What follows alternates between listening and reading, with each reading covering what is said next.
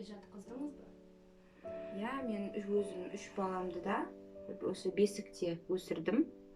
Алла жазса, міне 4-ші баламды күтіп отырмын. Алла жазса, осы бесікте өсіремін деген ойдамын, Құдай қаласа. Бұл бесіктің бұл алтын бесіктің өз қасиеті бар. Суықты күні баланы суықтан қорғайды, ыстықты күні ыстықтан қорғайтын өзінің қасиеті болады. Бұл бесігіміздің өзінің арнайы жабдықтары болады. Біз бастайтын болсақ, бұл жерде екі көрпеше салынады. Бұлар мамық болу үшін бұлардың арасына біз құс жүнін қосып мамық қылып жасаймыз. Сосын бізде жастықша болады. Баланың жастықшасы болады. Баланың жастықшасына құстың жүні салынбайды, өйткені ата-аналарымыздан келе жатқан, ата-бабаларымыздан баланың ұйқысы құс болады дейді. Бала оянбас үшін қайта-қайта. Сондай ырым болған қазақта, сондықтан тек мақтадан жасалынады. Сосын міне өзіміздің баламыздың қолын байлайтын жаялықтарымыз, жөргектеріміз, және мынаның астында екі жастықшасы болады. Ол мына жерге баланы әр уақытта бөлегенде мына жері түсіп кетпес үшін ұстап тұрады. Және оның астында міне түбек пен шүмегіміз болады. Ол баланың шүмегі. Енді біз баланы бөлуге көшеміз.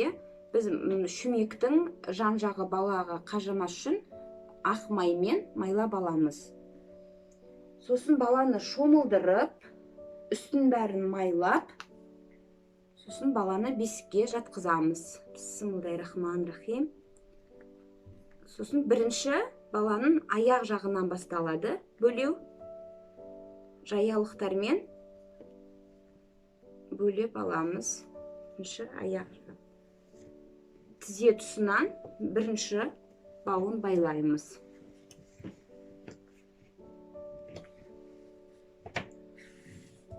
Бұл бесіктің қасиеті бала тыныш ұйықтайды және өз аяқ қолынан шошымайды.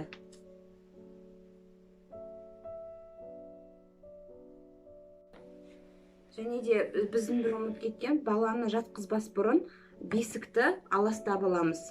Адыраспанмен кәдімгі қазағымыздың аласын айтып, бесікті адыраспандап жатқызамыз. Сәбидің ұйқысы тыныш болсын деп. Баламыз бөледік. Бесікке саларда әр уақытта ұмытпайтын нәрсе, ол бесіктің оң жағынан салынады бала, сол жағынан салынбайды. Мынау үстін екі көрпешесі болады, жамылғысы, яғни жазды күні жұқа болады. Мақтасы жұқалап салынады. Құстың күні қалыңдау болады. Бұл бесікте бала терлемейді, не жаурамайды, бір қалыпты температурада жатады. Жабамыз. Мынау қыстық, яғни жапқыш баланың. Қыстық жапқышы. Сыртындағысы перделі түрдегі жазғы жапқышы деп айтамыз.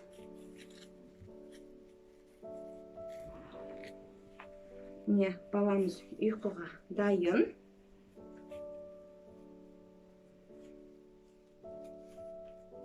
Енді баламызды әлдилетіп, тербетіп ұйықтатамыз. Әлди, ақ бөпем, ақ бесікке жат бөпем. Жылама бөпем, жылама, жілік шағып берейін. Жілігіңнің басына үкі тағып берейін. Сіз жөргекті қолданасыз ба? Және де жас аналарға қандай кеңес берер едіңіз? Мен жөргекті қолданбаймын. Мен қазіргі таңда ол жөргек қолданып жүрген аналарға айтарым, осы ата-бабамыздан қалған бесікті қолданыңыздар дер едім. Ол жөргектің қазіргі таңда зияны өте көп және дәлелденген. Мен медицина саласының қызметкер ретінде мен ол жөргектің таза мақтадан немесе айтып атады, жаңағы неше түрлі табиғи зат маталардан жасалған деп, жоқ, оған ешқашан да келіспеймін. Оның барлығы химикалық заттардан жасалған жөргектер. Ол жөргек біріншіден, ол ортада бала 1 сағат кет, немесе 2 сағат кет, ол орта өте не болады, мысалы сулы орта болады, ол жерде таза болмайды. Сондықтан да ол жерге бактериялар өмір сүруге өте қолайлы орта болады. Сондықтан да баланың денесіне аллергиялық бөртпелер шығаруға өте ыңғайлы орта болып табылады. Сондықтан да бесіктің одан айырмашылығы, бесікте бала, яғни зәрін шығарғанда ол түбекке түседі. Яғни тікелей түбекке түседі. Ол баланың жан-жағындағы, мысалы үшін көрпелерге немесе жаялықтарға ол жайылмайды балада. Бала таза ұйықтайды, таза жатады. Сондықтан қазіргі таңда ол тағы жөргектің көптеген ортамызға тигізіп атқан несі, әсері дейміз ба, мысалы зияндықтары өте көп. Қазіргі кезде қыз балалардың бедеуліктері, ұл балалардың, яғни жыныстық аурулары көбісі, мен айтар едім, 100% болмаса да көпшілігі осы жөргектің әсерінен деп.